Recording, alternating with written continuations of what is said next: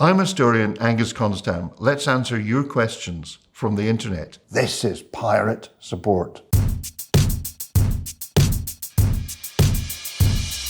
At Straight Grubbin asked, where did the pirate accent come from? Because there's no way in hell that people really talk like that. It was invented by the actor Robert Newton when he did the Walt Disney film Treasure Island back in 1950. He used his native Somerset accent and embellished it a bit, and that created the sound of the pirate, essentially. Hardly worth dividing, is it, George? It's a great accent, but it's just one actor's view of what a pirate would sound like. Pirates would have come from just about any port in Britain or Europe, or even colonial America. When Robert Newton chose that accent, he'd no idea 60, 70, 80 years later, people are using it as the established pirate accent. Thank you kindly, Doctor.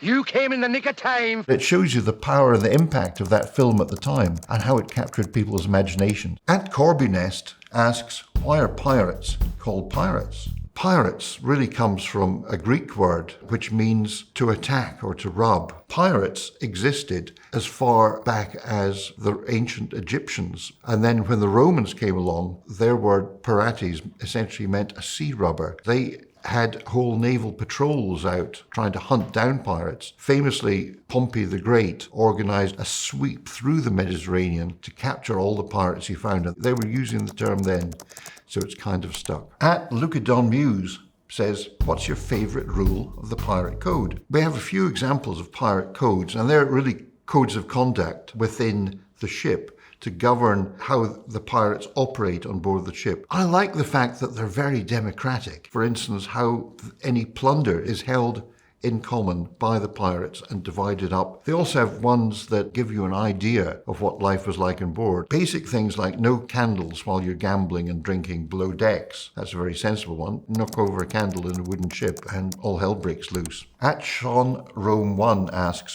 what do pirates do for fun? We don't know an awful lot about what pirates did on board, but we have a few records from merchant captains taken prisoner and held on board pirate ships. There was a lot of card playing and an awful lot of drinking. Pirates, essentially, every time they looted a ship with drink in it, they would lay into the stuff. Ships carrying things like Madeira wine was regularly imported to colonial America. Pirates were well stocked with drink, but also an awful lot of just lying around looking bored because they were waiting for a victim. That involved a lot of long passages at sea doing very little. Great Sambino, I wonder if pirates really did use wooden peg legs, or is this just common folklore? They must have gotten seriously bad splinters. Often people with peg legs were used as cooks, just as Long John Silver was in Treasure Island. Peg legs are probably the only kind of prosthetic available. As for splinters, I'm sure that happened.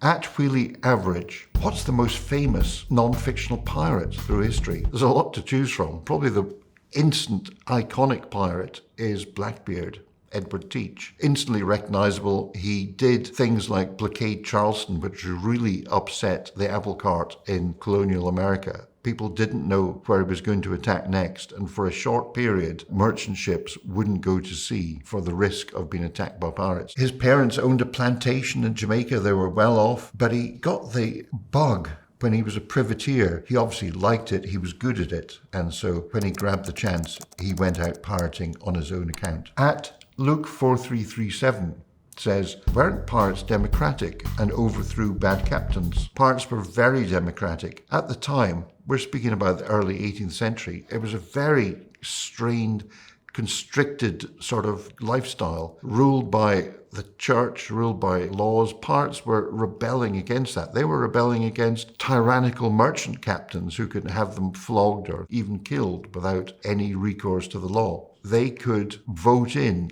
a captain they liked and vote out one who didn't suit their needs, and that happened several times. If the pirates weren't happy, they'd call a meeting and they would decide if the captain should stay or go. Pirate captains like Charles Vane were deposed by their crew. He and his crew that supported him were shoved onto this other ship and told to fend for themselves, while the pirates elected a new captain, in this case Jack Rackham, and he sailed off to continue his piratical career somewhere else. At Honey Nut Berrios says, pirates never actually made people walk the plank. There's no real evidence that pirates ever did.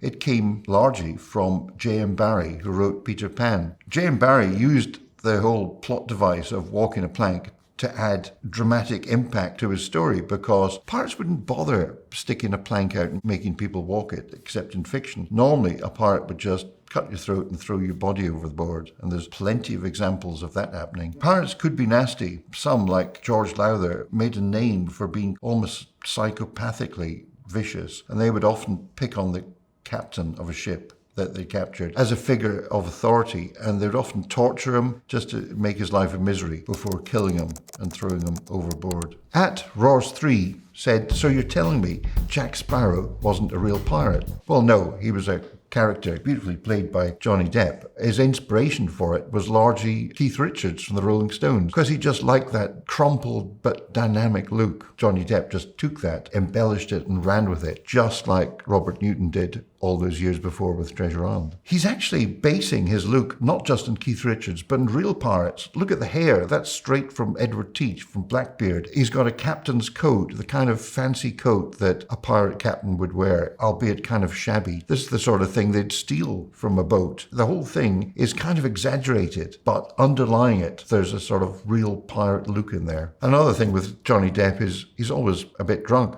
Pirates did steal a lot of rum from ships. At Betha Cowboys makes a good point, and he says, how am I supposed to pay attention in class when gay pirates exist? There were gay pirates. Bartholomew Roberts, probably the most successful pirate in terms of the number of ships he captured, was definitely a gay pirate. His partner was one of the crew and was equally ferocious. In a very constricting society, being a pirate was a great place to be. You were part of that pirate crew, and they all looked after each other very well. At Fisherbeck PB asks a great question. What's the difference between a privateer and a pirate? In time of war, governments give privateers a letter of marque, basically a license to become a licensed pirate. For instance, during Queen Anne's War, anyone could go get letter of marque, and if they had financial backing, they could gather together a crew for a ship, buy a ship, and go off hunting. Anytime that ship was captured, it was taken back to port and legally sold. The government would get its cut, about 20%, and the rest was sheer profit,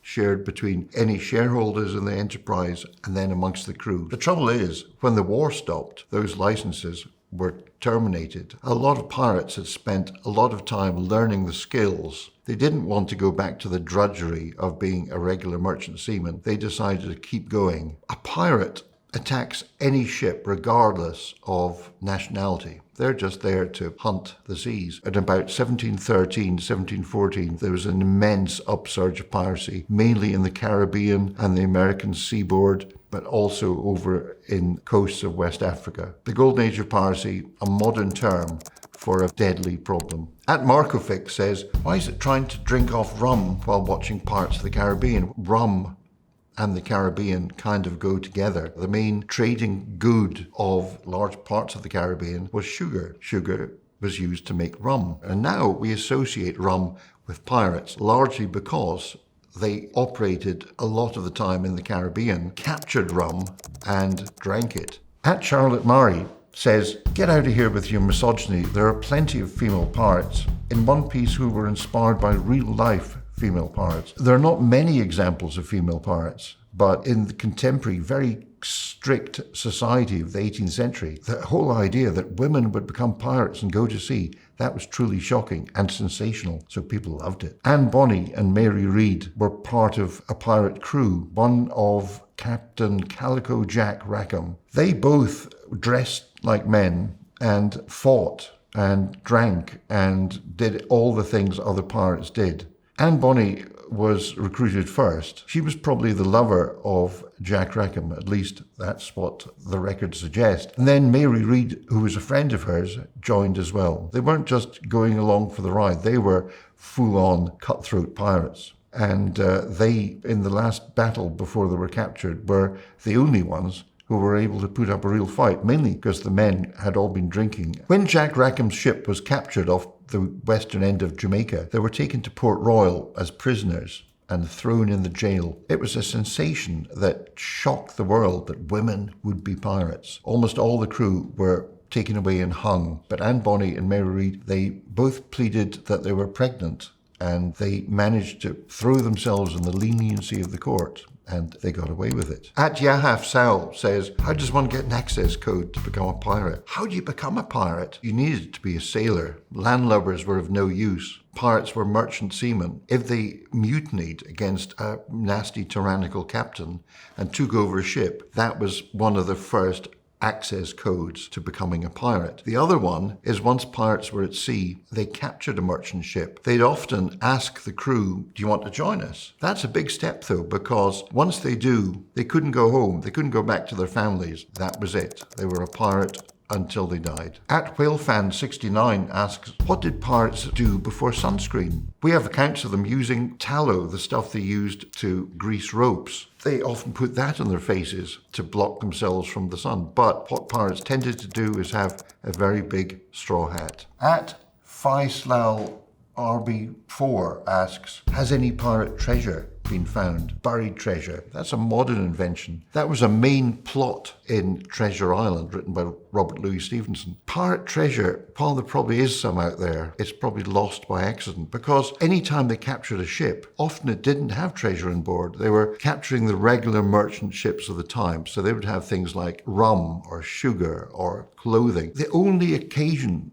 when treasure was buried that I know of is when Captain Kidd came back to New York from his pirating exploits in the Indian Ocean, and he wasn't sure how he'd be received, so he buried his treasure on the coast of Long Island, just outside New York, and then went into the city to see the governor. It didn't really work out for him. He was immediately arrested. He was interrogated and had to reveal where the treasure was. Here's one from at Cora. What's an average pirate's life expectancy? Hollywood seems to give the idea that they can be old and grizzled. Life expectancy at the time, we're speaking about the early 18th century, for a seaman was fairly short. A lot of pirates were young, teenagers or in their 20s. You knew you were eventually going to be captured, hunted down, and executed. So the chances of being old and grizzled and retiring as a pirate, kind of slim. At T.S. Morehouse says, I wonder why pirates are associated with parrots and what started the trend. Parrots are exotic creatures. They're novelties in Europe. Any seaman in the Caribbean would pick up things like parrots and take them home and sell them as exotic pets. At Virgil of Limbo said, I wonder why they gave Blackbeard his name. He's not the only one with a black beard, or was he the only one at the time? Here's a picture of Blackbeard at the time. He was described with a great big beard. He had it tied up often with ribbons. He also had bits of burning slow match used to fire guns, basically burning cord stuck under his hat to make him look more ferocious. So he looked kind of satanic, and that's exactly what pirates wanted. At Bruminate asked, what did pirates wear? What we've kind of established nowadays as the pirate look was essentially not worn at the time at all. It was created by an American artist, Howard Pyle, in the late 19th century, who did a lot of illustrations for kids' books. Before he did these children's books, Howard Pyle studied Spanish guerrillas, and he had lots of sketches of them with headscarves and the whole look. And he said, right, that's a great look for pirates. Here's an example of what pirates actually dressed like. They wore the clothes of seamen at the time. They were, after all, sailors. So they'd have shirts, they'd have sun hats. Very popular is the tricorn, like this. I wish these came back into fashion. I love these things. But that's not that practical on a ship. What they'd often wear is something like a woolly hat. You see them wearing little bowler hats or hats like this. Sensible, comfortable clothes, even shorts. At Desert Taxol asks, what sort of weapons did pirates use? Of course, they wanted to capture a ship without having to fight on the decks. There's a risk they could be killed, the ship could be damaged that they're trying to capture, and all that plunder on board would be lost to them if it sank. When pirates captured ships, they often took the guns from it and kept them on board their own ship. So essentially, they had the best weaponry and all that they could lay their hands on. The main thing to stop a ship would be a cannon like this. They normally keep the heavy guns down in the hold where the ballast is, and then they bring them up when they need them. But you also have little swivel guns like this on the rails of the ship. They're kind of anti-personnel weapons, and you would blast out musket balls and bags of shot from these things that were designed to spray across the decks and kill people. When you got alongside, you needed things like these. These are grenados, essentially little metal balls filled with explosives, like a modern grenade. There's no pin to pull, you just have to light the fuse and throw it and hope for the best. You have swords, axes, pikes, boarding pikes, cutlasses, muskets, and even long muskets like this. So the whole range of weaponry was available to them. I'm Miss Bluey says, how the hell did pirates build such awesome ships? Why are criminals so creative? Pirates didn't build the ships, they stole them. Much better. Often, pirates would start small with a single-masted sloop or even a canoe. You would build up your crew. You would often trade ships for bigger ships. What they did, though, is they embellished them. Take Blackbeard. When he captured this French slave ship called La Concorde off Martinique, he took it to a deserted island. He converted it to make it a better pirate ship. And that meant cutting down the decks so it was one big platform so the pirates could attack from anywhere. He added more gun ports. He essentially blinged up the ship so it was the perfect fighting platform for piracy. S.L. Morrison 9. Do you know that pirates helped free slaves in the 1700s? I don't remember seeing that in any history books. Well, yeah, they captured slave ships. The Caribbean was essentially an economy that demanded the use of slaves. But what the pirates liked was attacking them off the West African coast because they had trade goods, and they often had things like gold dust on board. And when they did capture one with slaves on board, if they were seamen, they'd recruit them. Otherwise, they put them ashore. So it was kind of a reprieve for people who were captured. They managed to get a taste of freedom thanks to the pirates. Of course, being dumped on the shore wasn't the end of the story, because often in West Africa, the coastal communities were the ones who had actually gone out as slave hunters and sold you into slavery. So you'd probably have some other challenges to face once the pirates had set you free. Some pirate crews, like the ones of Bartholomew Roberts, had a lot of Africans on board, and a lot of them were former slaves who decided to join the pirates, and the pirates accepted them because they could fight. About a third of the crew could be Africans. At Edward G6 1972 059. What's the name given to the skull and crossbones pirate flag? The original pirate flags were known as the Jolly Roger, from the French Jolly Rouge. The red is a warning sign, but so too is the use of skull and crossbones. Hourglasses to show that your time's running out. Skeletons and skulls are signs of death. They often have ones with pirates drinking with the devil. It's all designed to intimidate. And you see a flag like that coming, it means this is the fate that's going to happen to you. We're going to kill you unless you surrender. At the Victor 2 says, did pirates have pirate bathrooms on their pirate ships? Or did they just over the side when they were at sea? In any ship at the time, there wasn't really much in the way of bathrooms. The naval word for a toilet is the heads, and at the front end of the ship, that tended to be the place where the crew would use as their bathroom. So they did over the side. At Cora makes the very sensible question of, did pirates live in the water or did they have homes to go to? Pirates make the choice to be a pirate. You and your pirate crew are a floating community. Once you became a pirate, that was it. You cut ties from everything you knew from society, your family, your friends, everything, until either you get a government pardon and you can walk away scot-free, or else you're captured and usually hung, like Bartholomew Roberts, who was captured and killed. His crew were taken back and tried in a mass trial and executed. That was a signal, as much as anything else, to other merchant seamen not to become pirates, or else you will face the same grisly fate. At Jeff Gill says, why do so many pirates have to wear eye patches? It's a dangerous business being a sailor. Sometimes you get your eye poked out. Yes, you'd wear an eye patch if your eye was damaged or knocked out. Probably not like this one with the skull and crossbones on. That's a kind of modern bonus. There is an idea that eye patches are useful for saving an eye for use in the dark. It improves your night vision, but there's no real evidence that pirates did that. The most likely thing is somebody's had their eye poked out. That's all the questions for today. Thanks for watching. This has been Pirate Support.